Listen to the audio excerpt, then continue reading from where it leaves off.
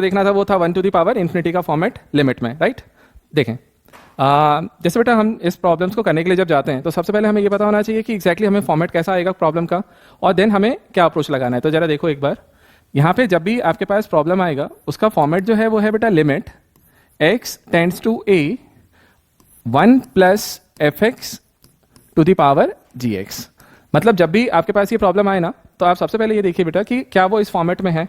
तो वो फॉर्मेट हमारा कौन सा होना चाहिए, 1 टू द पावर इन्फिनिटी। तो देखो ध्यान से, limit x tends to a 1 plus F X whole power gx। अब जरा देखो ध्यान से, जब भी लिमिट होता है ना तो लिमिट का मतलब क्या होता है बेटा, लिमिट मतलब होता है वैल्यू ऑफ फंक्शन।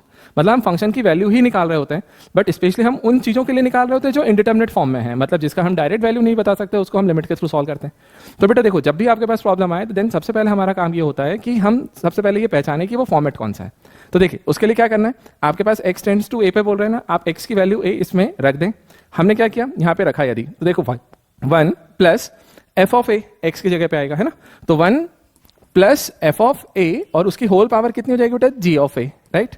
अब यदि ये वैल्यू सिंप्लीफाई करने पे रखने पे मुझे क्या दे दे, 1 टू दी पावर इन्फिनिटी, 1 की पावर इन्फिनिटी का पैटर्न बन जाए, मतलब बेस में 1 बने और पावर में इन्फिनिटी बने, तो मैं बोलूंगा कि ये वाला लिमिट का फॉर्मेट है। अब इसको मुझे कैसे सॉल्व करना है, तो बेटा जो एक प्रॉपर तरीका होता है वो ये होता है कि हम इसमें दोनों तरफ लॉग लेते हैं, देन उसके बाद में लास्ट में एंटी लॉग लेकर के हम आंसर निकालेंगे।